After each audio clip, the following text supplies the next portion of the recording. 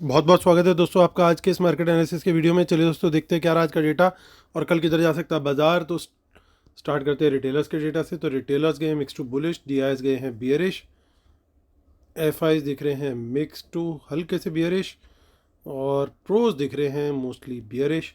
चलिए overall net position देखते हैं। ये था बाय सेल पार्टिसिपेंट वाइज आज का, और वही same buy sell instrument wise दिखेगा इस कॉलम में। एक दिन पहले की पोजीशन यहाँ पे, इसमें आज का बाय सेल ऐड कर देंगे तो टोटल पोजीशन क्या कैरी फॉरवर्ड हुई कल तक वो यहाँ पे। इसमें Nifty, bank Nifty, fin Nifty और मिड कैप निफ्टी मिक्स है। नंबर ऑफ लॉट्स यानी नंबर ऑफ कॉन्ट्रैक्ट दिए हुए हैं।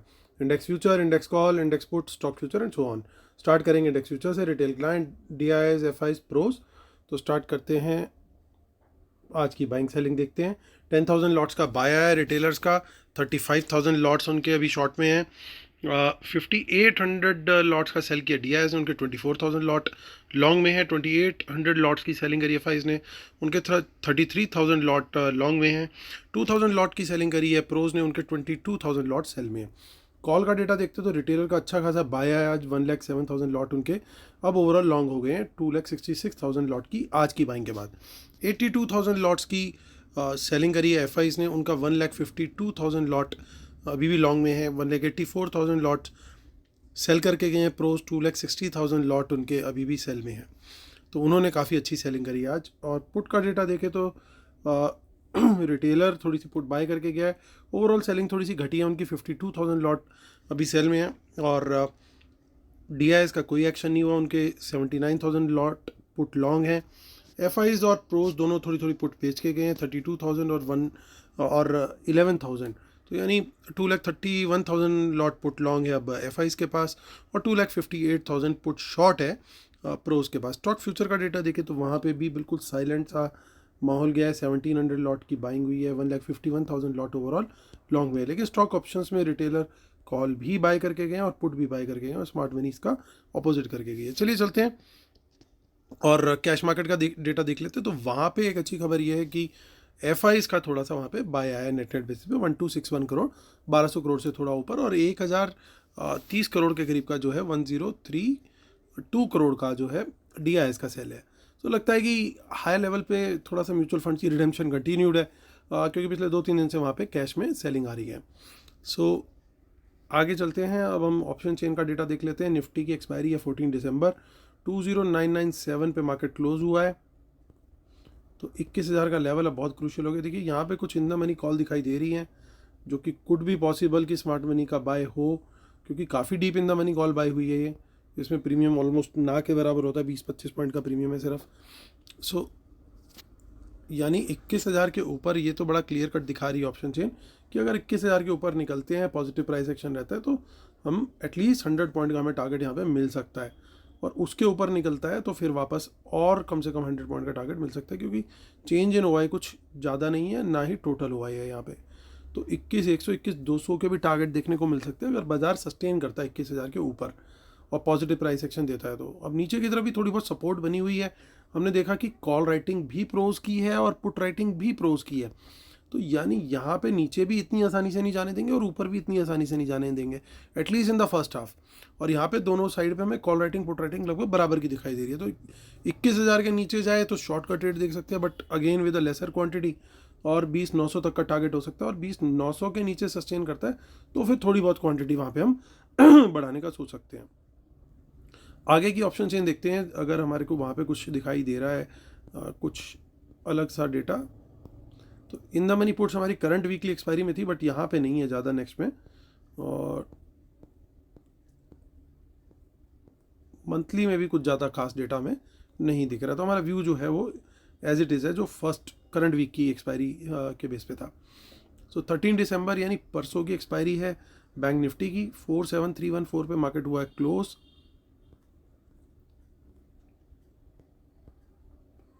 सो 47,300 के ऊपर ही तेजी का माफ़ कीजिएगा ट्रेड बनता है, लेकिन 47,400 और 500 के ही टारगेट दिख रहे हैं। और अगर 47,500 के ऊपर सस्टेन करेगा और कम से कम आधा घंटा सस्टेन करे, तब एक बड़ी तेजी और शॉर्ट कवरिंग देखने को मिलेगी। 15 मिनट 5 मिनट क्यों नहीं बोल रहा हूँ, आज भी गया वापस, पहले भी गया वापस, तो वहाँ से बार बार रिजेक्ट हो रहा है ये। तो एक बार कम से कम 30 मिनट्स ये कंसोलिडेट कर जाए इस लेवल के ऊपर, फिर अगला टारगेट जो है फिर वो ओपन हो जाएगा, जो कि है 48,000 का। तब तक थोड़ी सी मशक्क़त इसको करनी पड़ेगी। और देखिए इन द मनी में पुट्स काफ़ी हैं, तो हमारे को शॉर्ट साइड के लिए भी तैयार है ना, और यहाँ पे पुट राइटिंग ना बराबर है, यानी 47,347 के नीचे अगर सस्टेन करता है, नेगेटिव प्राइस एक्शन देता है, तो कम क्वांटिटी के साथ शॉर्ट का ट्रेड ले सकते हैं। टारगेट रहेगा माफ़ कीजिएगा 47,000। सो यहाँ पे 47,000 का जो टारगेट है, देखिए वहाँ पे भी पुट राइटिंग थोड़ी घटी है आज, तो थोड़ा सा बायस एक नेगेटिव साइड का दिख सकता है हमारे को, तो उसके लिए हमें प्रिपेयर्ड रहना चाहिए, पर्टिकुलरली इन बैंक निफ्टी। अगर ये किसी तरह से 47,200 के नीचे बाजार सस्टेन करता है for at least a period of 30 minutes, तब ये कंफर्मेशन हो जाएगी कि जितनी इन द मनी पुट्स दिखाई दे रही हैं ये बाय है स्मार्ट मनी का, ये सेल नहीं है। और 100% श्योर मैं हो जाऊंगा अगर 47,000 के भी नीचे सस्टेन कर गया, ज़्यादा दूर नहीं है, 300 पॉइंट ही है, तो एनीथिंग इज़ पॉसिबल। इसके नीचे सस्टेन करता है तो फिर हम एक बिल्कुल काफ़ी अच्छी खासी प्रोबेबिलिटी के साथ मान सकते हैं कि इनकी ये पुट बाइंग है, सेलिंग नहीं है। उसका मतलब क्या होगा? इसका मतलब ये होगा कि ये जो टारगेट है ये सिर्फ 300 पॉइंट पे नहीं रुकेगा, ये ज़्यादा पॉइंट पे भी जा सकता है, ये 600-700 पॉइंट का भी डिक्लाइन या इवन मोर सम डेज हमने देखे हैं कि बहुत बड़े बड़े भी आते हैं, तो वो भी पॉसिबल हो जाता है। तो इसलिए थोड़ा सा बैंक निफ्टी में इन पर्टिकुलर मैं बोलूँगा थोड़ा सा केयरफुल होकर के चलें। उसका डेटा क्योंकि इतना अच्छा नहीं है, थोड़ा सा नेगेटिव बायस उसमें मुझे ज़्यादा दिखाई दिया है अभी, लेकिन हमें लेवल्स का यूज़ जरूर करना है कंफर्मेशन के लिए।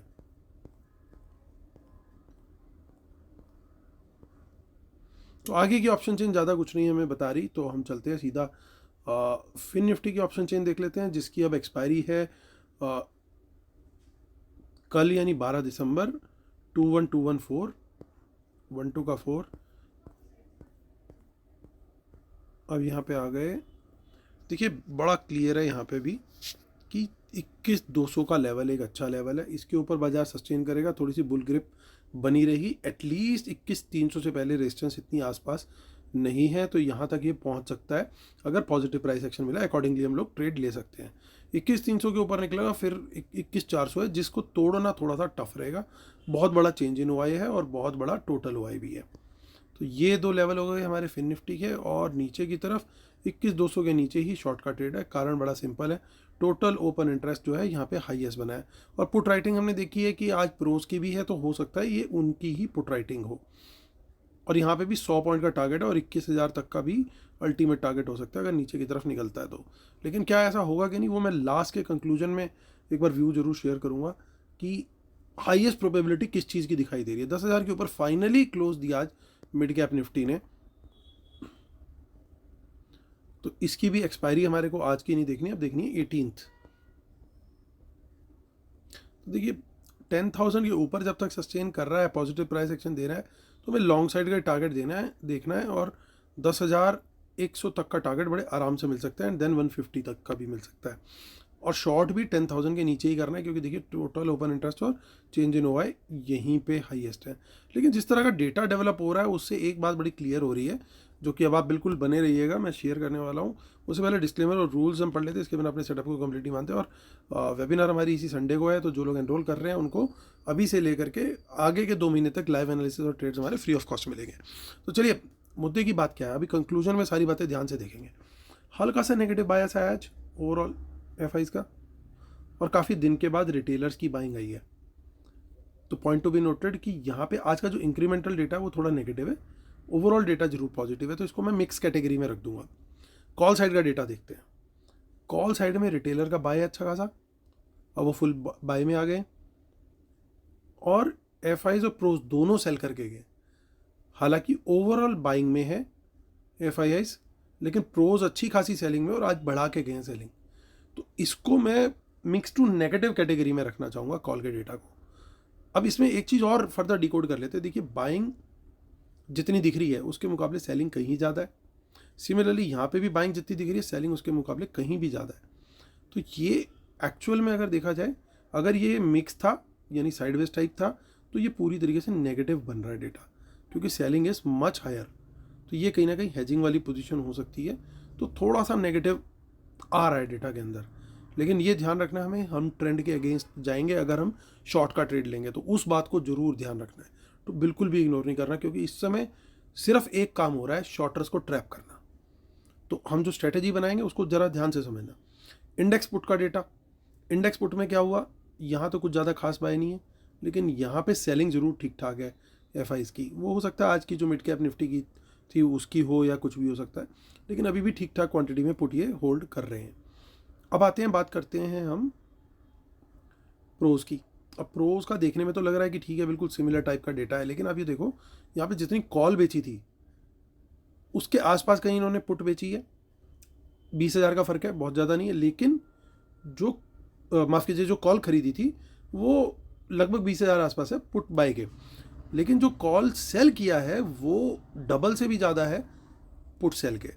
तो डेटा देखने में तो बराबर सा लग रहा है, लेकिन एक बायस ये थोड़ा नेगेटिव साइड का क्रिएट कर रहा है, क्योंकि यहाँ पे हैज करके पोजीशन लेके गए हैं, तो ये पॉसिबिलिटी है थोड़ा सा नेगेटिव साइड पे एलिमेंट बनता हुआ।